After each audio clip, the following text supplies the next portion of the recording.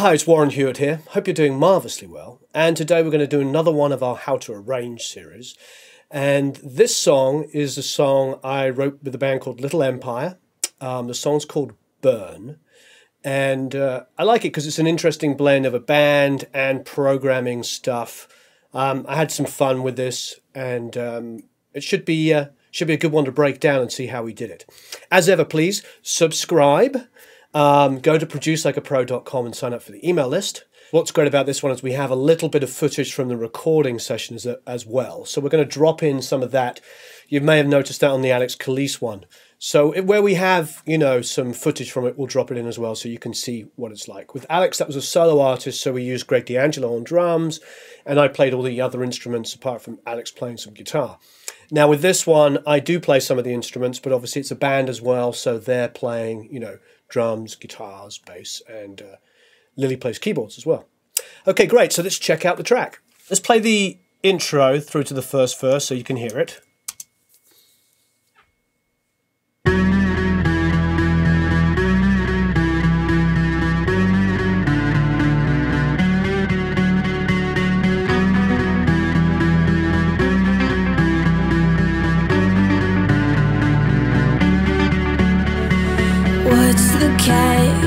Great. So as you can see here, what's driving this is the bass line.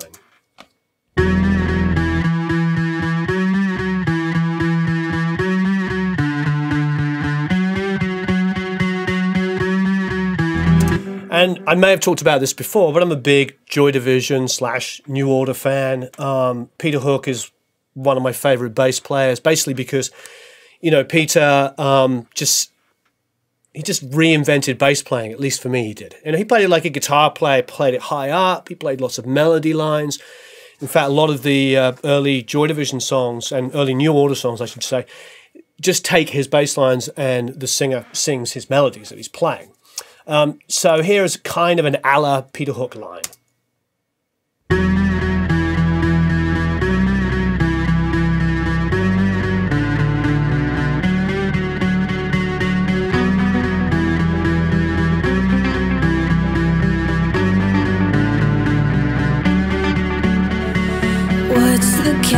Great, so as you can see, it's kind of a really cool driving line. It's melodic, but I am adding a key bass underneath. So here are the two elements on its own. Just a really straightforward key bass line.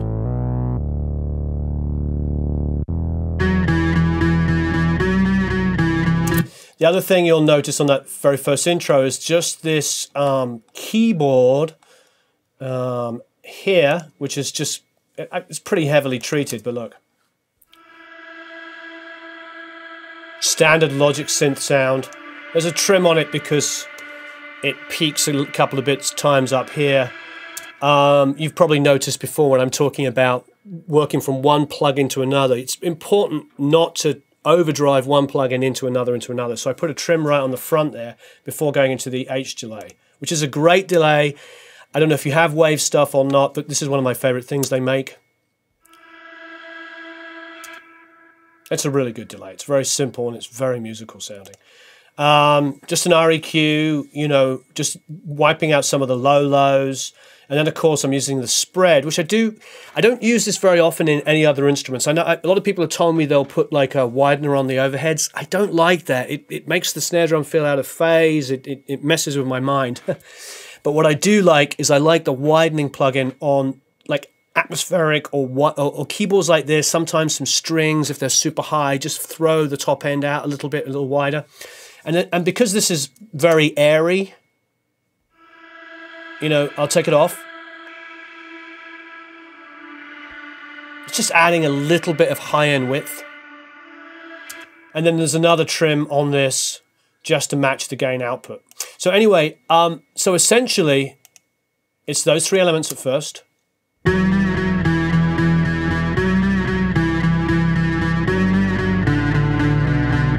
And then in comes the delay part.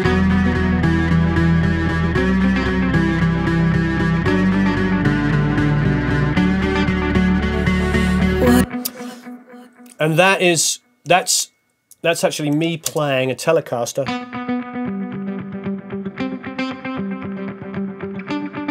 And yes, it's very, very edge. I often have this discussion with people that, as far as I'm concerned, Jeff Beck's my favourite guitar player, along with like Brian May, but when it comes to influential guitar players, the Edge to me is probably the most influential guitar player of the last 30 or 40 years. And it's a great simple line. If I take the delay off, it's the H delay, you've got.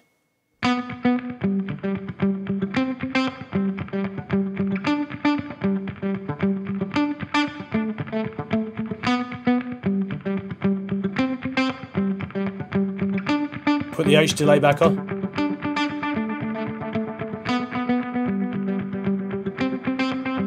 Just really cool. Matching the BPM, playing eighth notes. It's a really good plugin. It's not the cheapest of all delays. I do love Echo Boy. So, little compression there. Now, you see what I'm doing? I am side chaining with the kick. And this is on a lot of things because this is a more dance orientated track. So if you go here, it's a little softer, put this in, adds that little sidechain to effect. So what I'm doing, and this is coming in a lot of instruments, is I'm printing a kick drum on every single quarter note.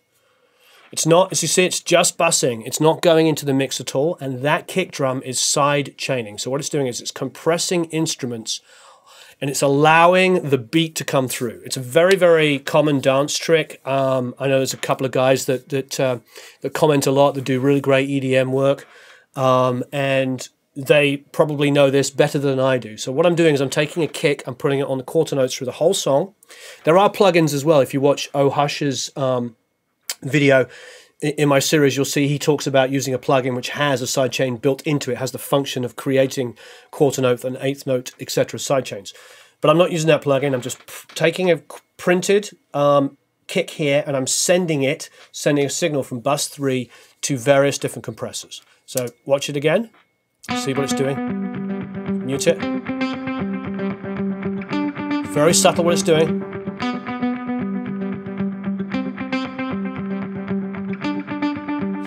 What it's doing is kind of evening out the first hits, and it makes it sound really smooth, but once it's on multiple instruments in a chorus, it really helps it pump, and we'll get to that in a second. So, okay, so we've got, here we go, intro through the first verse.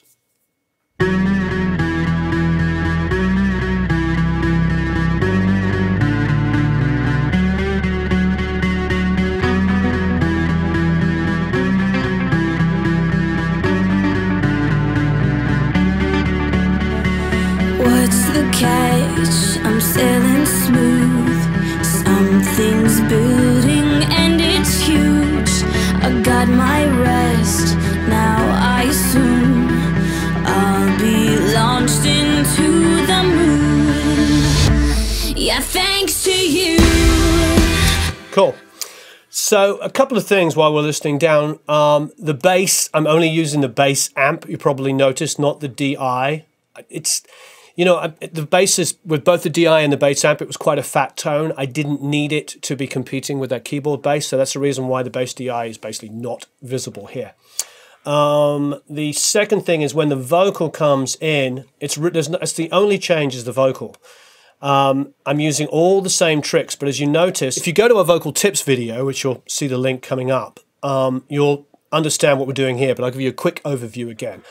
What I'm doing here is I'm automating the volume of the vocal before it even goes into any compression, because I have a compression bus here, an EQ, etc., with different effects, sends, etc., lots of fun stuff going on.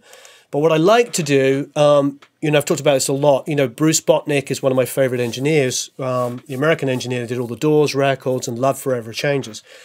Those guys, you know, the jazz guys that grew up like him, guys that grew up very technically minded, would ride the vocal fader to tape. So it wasn't just compressing. They were sitting there, you know, I don't have any proof because I've never seen it, but I know I've done it. When I was doing the fray, what I would do is I would take the lead vocal and I'd have the, you know, I'd have the lead vocal lyric sheet and I would sit there and I'd mark where he got louder and where he got quieter. And I would actually take my gain control on my 1073 and I'd click it down or boost it like this. So I wasn't overdriving the input of the mic pre, and I was making sure the output on the mic pre was always hitting the compression evenly. It's difficult to do, and you can't do it in the middle of phrases, because with a gain pot like this, if you click between, it actually cuts off for a second, but I would have to anticipate when Isaac was going to certain things. Now, obviously, that's kind of next level thing. So, but with Pro Tools, obviously, we can do that very easily by just automating it afterwards, automating, you know, the vocals, so that, as you can see here, the vocal's louder where she's quieter. It comes down where she's boosting up here. It's, you know, I'm doing some fun stuff. I took the breath down because it was a little much, etc. And it doesn't take that long. Plus, I do use Vocal Rider as well, but I don't use it excessively. As you can see, I've got a very small amount of movement there. But these are fun things, because if you're hitting the compressor a little bit more evenly, it will bring the vocal forward, but it also won't choke. Because if you've got a loud note here where I've cut it down, if I let that go through, the needle on the compressor is going to go down like this, and it's going to sound like it's going, ugh. So anyway, watch the vocal tips one and you'll learn a little bit more about it. But yes, I'm doing some, you can see I'm doing quite a lot of vocal work here. And then when it gets to the chorus and the pre-chorus, it's actually a little lower because, you know, it's hitting the compressor too hard. Okay, so the other thing that's happening here is we're putting these risers. These are ways to announce the chorus is coming up. So if you have a listen. I got my rest, now I assume. First riser. Yeah, thanks. And then there's a bass drop, which is an 808.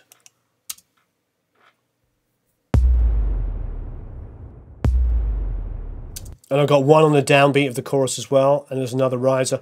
There's also a kick with tons of verb on it, as you can hear. So let's listen to all of those elements together.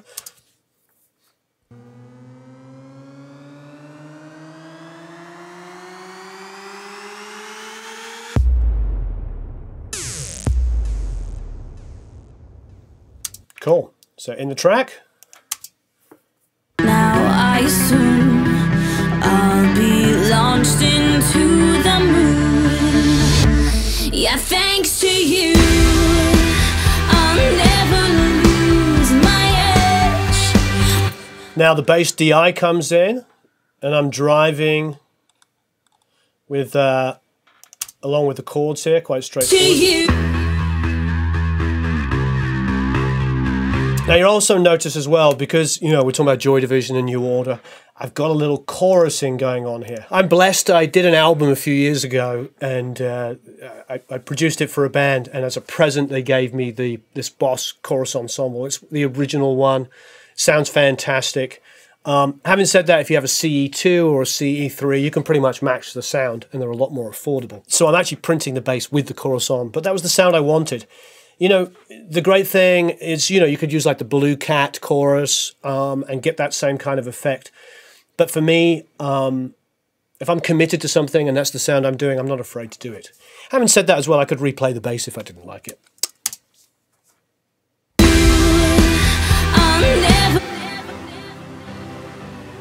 It's a very low ambient keyboard here, and it's just using Expand, which comes free. It's percussive choral and fat chords. I mean, it's very, very straightforward.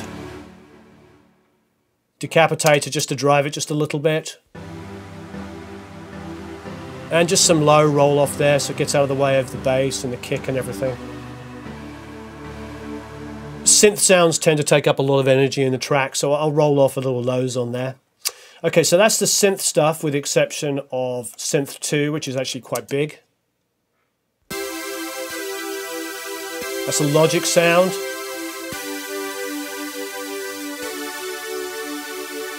A little Decapitator. A little roll off at 60. And all that's really doing here is actually adding a little bit more lows back. Just because it was a little too tiny and thin. So I put a little bit of lows back on there. And then our next really biggest change is this guitar. And again, it's left and right, with the left guitar pan left, and then it's reverb of it panned right, the right guitar pan right with its reverb panned left. Give us some width. extra decapitator on it. It sounds good without a decapitator, but just add that back on. A little bit more drive. And just some tiny low roll off on there. I mean, the guitar was recorded the way I wanted to hear it. You know, high passing at 60 on a guitar is not a problem. It's not going to affect, you know, it just gets it out of the way of the kick just in case. Okay, great. And that's the verb I'm using on it is just a spring reverb.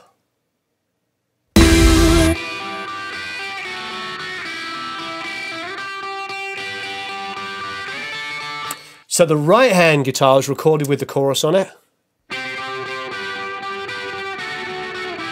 And the left-hand one was recorded using my Carl Martin 2 Faze, which is an amazing pedal. I've used it a lot. Just a really good phaser pedal. I like Carl Martin pedals, to be honest, because they sound like boutique pedals, but they're really clean. They don't have hiss and noise and all that stuff.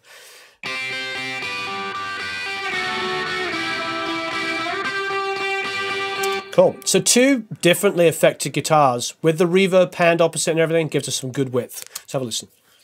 To the moon.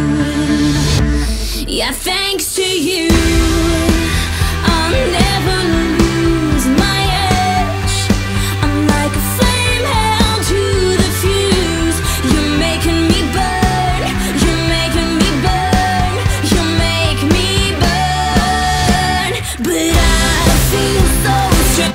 Cool. And there's a little riser here. It's not super loud, but it's just enough. Another Logic sound. Okay, so this is where it gets a little nuttier. I went there, by the way, although it was barely audible, was a little glockenspiel part, which is just framing the chords.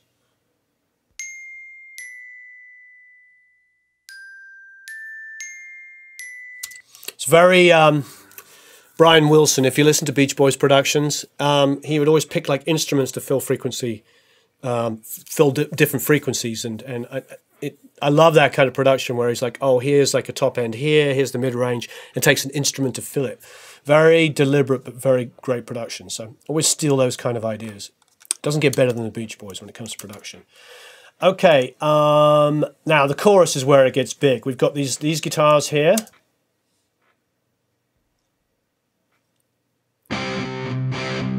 Just driving.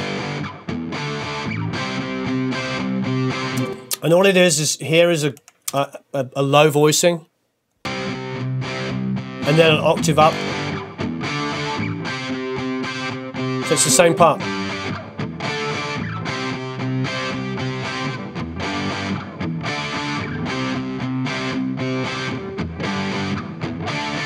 Slight roll off on it again, just to get rid of any low rumble. The main change in the chorus beyond that, of course, is this huge synths come in. So the main synth that's driving the chorus is being compressed with the kick. Let's listen to it without. Which is cool. So if we turn the compressor on here, you can hear it.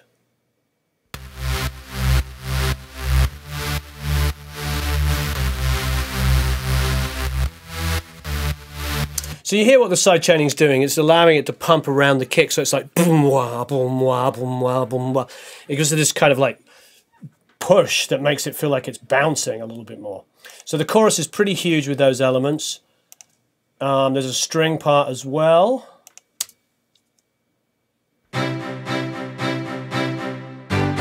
There's an L1 on it just to even it out a little bit because it was a little too on it. Slight lift. There, you can see how automated, because it's a cool line.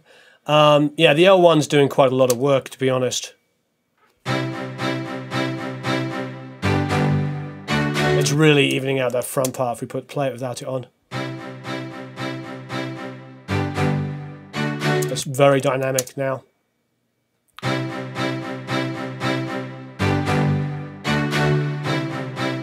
It's a little crunchy, I kind of like it. Okay, so those are the 2 main things, apart from the guitars, that are really driving it there. Now, the post-chorus is this. But this is way too calm.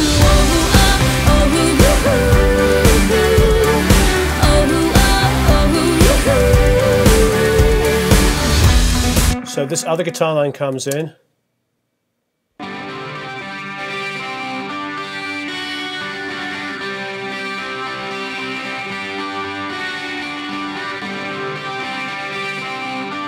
So it's that same guitar. One's got the two Faze on it, sorry, and the other one's got the Boss chorus on it, and that's giving us our width and kind of a little Cure guitar line. Strings. The synth line here. Let's have a listen.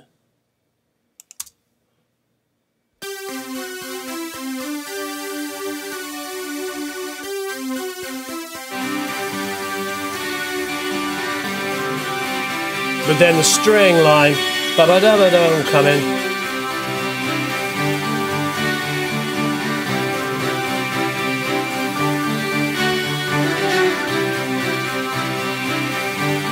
Put the synth on.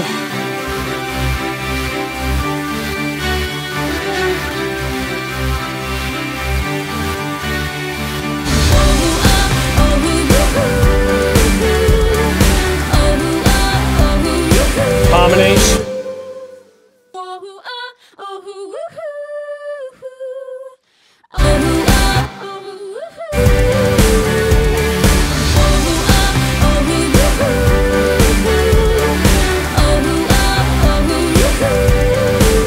And of course the glockenspiel.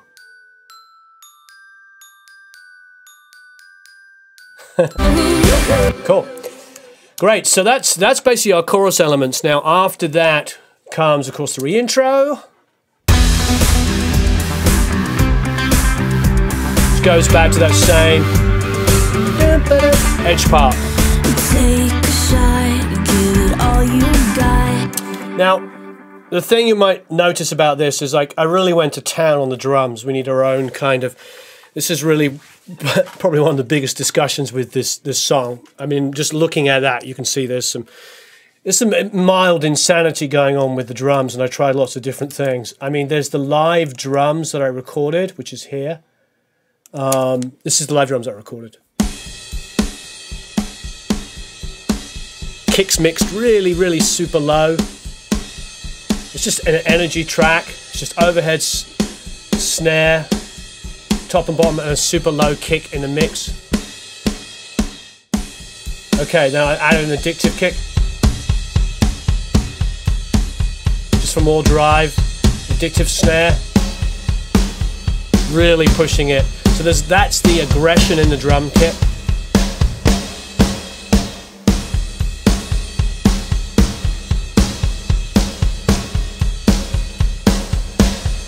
There's a crash on the front here that I added, and there's also an explosion which I use quite a lot. So let's listen to that. This is the crash. And then there's this massive explosion track here, which, to be honest, is clipping lightly, but God bless America. So that's like an explosion. So that's what happens in our pre-chorus for an energy lift.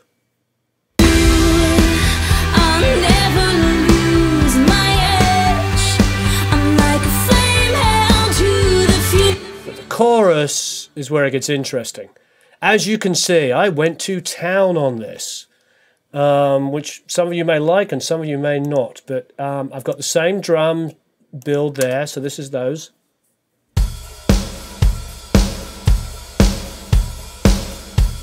As you can see, it's 4 on the floor. Then I added this kick, which is a real low thump.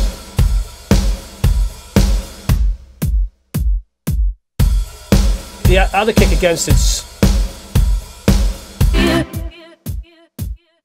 kick head, it's called, with kick 2. Then another kick, yes, believe it or not. And then some claps. And then the shotgun snares, which those are the ones you can download for free from Produce Like a Pro's site.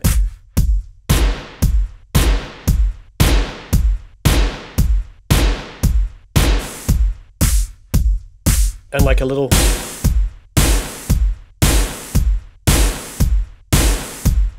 I don't know what you would call that snare. Electronic snare. And then Joey Kramer's snare.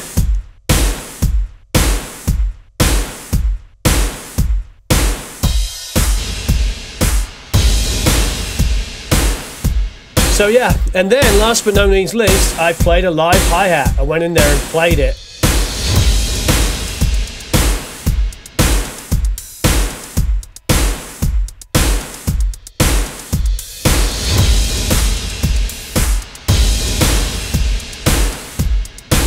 Yeah, there's a lot of drums going on in there. Now you might ask, how did you get so crazy on the drums? Well, to be honest, it was pretty much trial and error. I'll be honest, there's no geniuses in this business. I took live drums, I cut them. I had some programmed drums when I first wrote the song with the band, and I just kind of blended the two together. As you can see, it's kind of a little bit of a mess in the way it looks there, but it ended up being the way that I like it.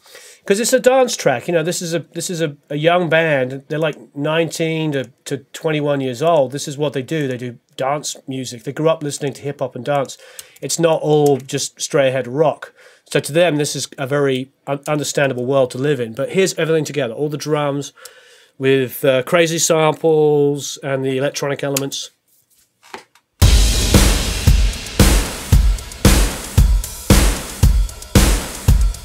So it's pretty nutty. Cool, so here's all the drums, add the bass.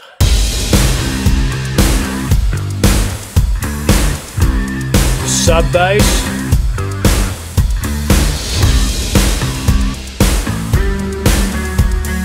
There's this little horn bassy part. Frames the chords. Heavy rock guitars. Synth, ambient, highline guitar,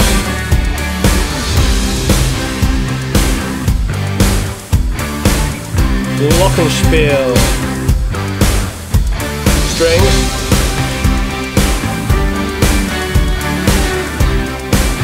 and the fat synth.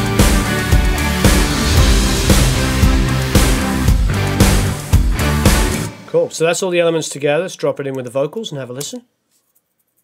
But I feel so strange when nothing's going wrong. We're peaceful now, but this is way too calm.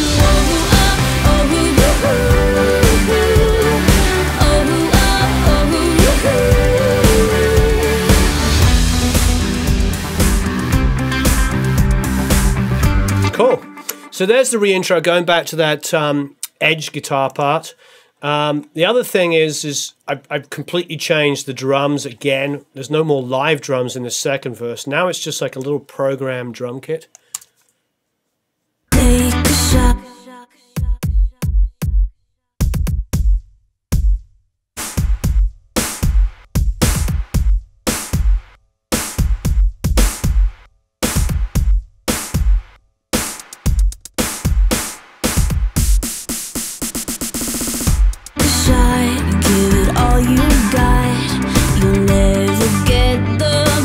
Stereo edge guitar part.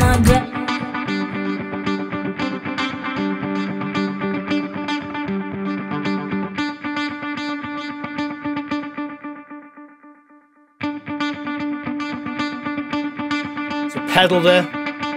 So it's playing. The other one comes in. The other one's pedaling, so it creates a nice harmony. Key bass again.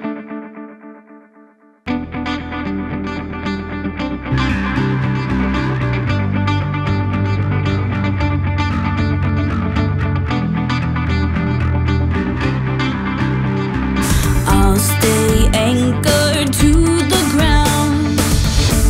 Yeah, thanks to you. Just that ambient synth there. See all the automation on the vocal there? The pre-chorus and the chorus is pretty much instrumentally the same as the first. There's just the extra keys come in. The synth here kind of builds a little bit more in that second pre-chorus. Not a huge amount. And the fat synth comes in earlier on the pre-chorus. Then the next major change is the bridge into the breakdown. So let's have a listen. I'm out of time. You'll never hear me say it, but I like the mess. Baby, don't you see that you excite me? You make my life worthwhile. As you see, I love that Peter Hook style bass playing. Here's the line.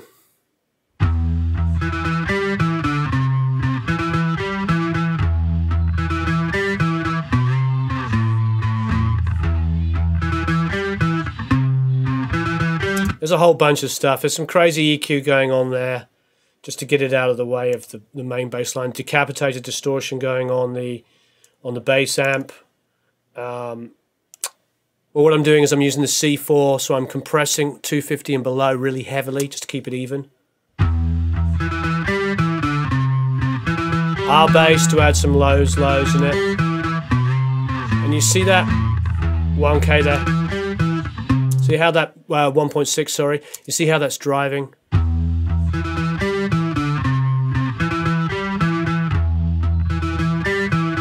It's just helping, giving it some articulation. Quite often I'll do 350, 750, 850, 1 or 1.5. Those are all kind of weird parts of a bass that just kind of like give it a little bit more nose. In this instance, because of a line and just basically, essentially, I'm boosting 1.7. So yeah, there's the bridge. If we start halfway through, we'll see going to the breakdown. You make my life worthwhile. But I feel so strange when nothing's going wrong. Four keys till this line comes in. But this is way too calm. Full chorus.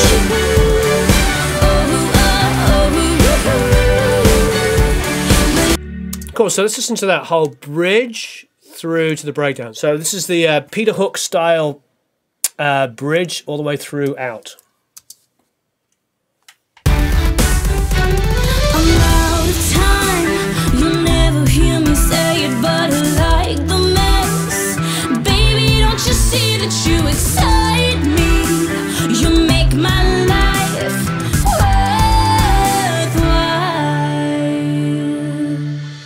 But I feel so strange when nothing's going wrong. We're peaceful now, but this is way too calm.